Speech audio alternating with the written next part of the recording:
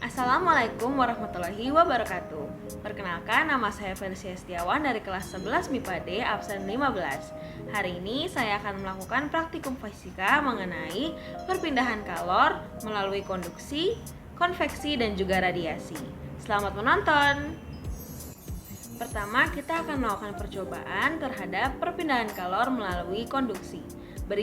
Nah, sebelumnya kita perlu mengetahui dulu nih, apa sih pengertian dari konduksi? Konduksi panas atau konduksi termal adalah penjalanan kalor tanpa disertai perpindahan bagian-bagian zat perantaranya.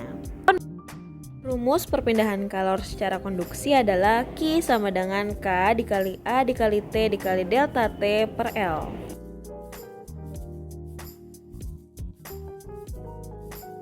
Berikut alat dan bahannya: 2 gelas air panas, sendok plastik dan sendok logam, mentega secukupnya, dan 2 buah kacang. Jadi yang pertama di sini kita akan melakukan percobaan tentang perpindahan kalor secara konduksi. Nah, di sini kita akan tuangkan dulu mentega ke setiap sendok, yaitu sendok logam dan juga sendok plastik.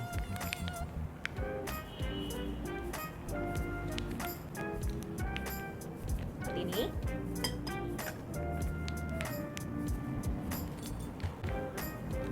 seperti ini. Nah, kedua sendok ini akan kita masukkan ke setiap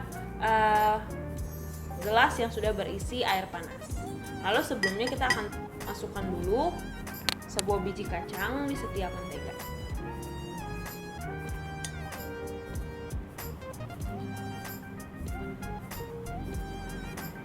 Lalu kita akan masukkan satu-satu ke dalam air panas.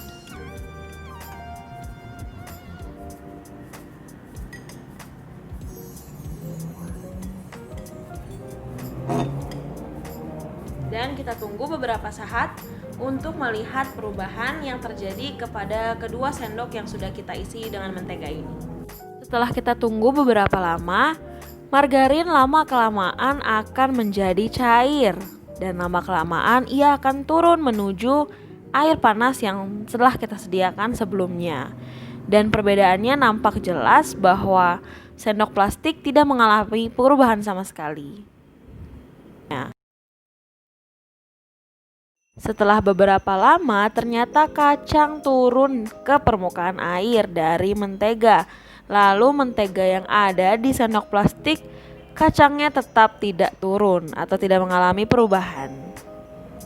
Lalu yang kedua, kita akan melakukan percobaan mengenai perpindahan kalor melalui konveksi. Apa sih itu konveksi? Konveksi adalah pergerakan molekul-molekul pada fluida dan rate. Konveksi tak dapat terjadi pada benda padat karena tidak ada difusi yang dapat terjadi pada benda padat. Rumus konveksi adalah H sama dengan Q per T sama dengan H kecil dikali A dikali delta T pangkat 4. Konveksi berikut bahan-bahannya: pewarna makanan, es batu, dan juga 1 gelas air biasa. Nah, yang kedua adalah perpindahan kalor secara konveksi. Nah, untuk mengetahui perpindahan kalor secara konveksi ini, kita dapat melakukan percobaan yang sangat-sangat mudah ini. Pertama, masukkan dulu pewarna makanan ke dalam gelas yang sudah berisi air. Kira-kira 1 tetes. Kita tunggu sampai ia menuju ke permukaan air. Jadi kita harus tunggu sampai airnya sudah tenang.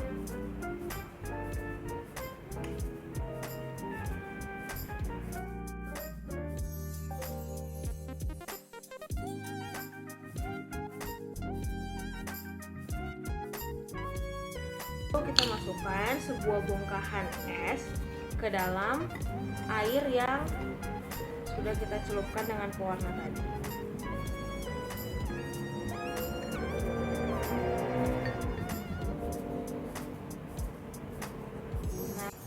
Dapat kita lihat jelas di sini bahwa lama-kelamaan pewarna makanan dengan air akan menyatu dengan adanya bongkahan es tadi. Nah, dapat kita lihat di sini bahwa adanya endapan pewarna makanan yang dimana massa zat air di sini lebih rendah daripada massa zat air di atas karena massa zat air di sini lebih panas dibandingkan yang di atas. Nah, maka pewarna makanan tersebut akan terus mengalir ke atas ke tempat bongkahan es dan akan turun kembali ke permukaan ini yang ada zat pewarnanya dan akan terus naik dan terus berputar. Nah, ini berarti mereka mengalami perpindahan secara konveksi karena yang di atas yang terdapat bongkahan es mengalami penurunan suhu, lalu yang di bawah merupakan air biasa yang dimana suhunya pasti lebih panas daripada yang di atas. Yang ketiga adalah perpindahan kalor secara radiasi. Berikut percobaannya. Radiasi adalah perpindahan panas tanpa zat perantara. Jadi biasanya radiasi itu disertai oleh cahaya. Nah, untuk rumus radiasi sendiri, Q per T sama dengan E dikali sigma dikali A dikali T pangkat 4. Nah, untuk koefisien ini, untuk benda yang berwarna hitam berkoefisien 1, sementara untuk benda yang berwarna putih memiliki koefisien 0. Ini pada percobaan kali ini saya menggunakan api kompor dan menaruh tangan saya di beberapa jarak setelah api kompor. Lalu setelah beberapa lama api kompor tersebut dinyalakan, tangan saya terasa lebih panas. Nah, inilah mengapa radiasi tidak membutuhkan zat perantara. Karena dengan hanya menaruh tangan kita di beberapa jarak setelah api, kita dapat merasakan api tersebut. Ini dapat kita rasakan juga saat kita merasakan kehangatan dari api unggun. Jadi kesimpulan yang kita dapat adalah yang pertama adalah konduksi dari percobaan kita tadi, yaitu dengan sendok logam dan juga sendok plastik, bahwa konduksi ini merupakan perpindahan kalor yang membutuhkan zat perantara. Lalu yang kedua konveksi, perpindahan kalor yang melalui aliran dan disertai dengan perpindahan partikelnya. Dan yang terakhir adalah radiasi, perpindahan kalor yang tidak butuh zat perantara seperti yang sudah kita uji cobakan tadi. Dan demikian praktikum fisika dari saya. Mohon maaf apabila ada kekurangan. Terima kasih banyak sudah menonton sampai akhir.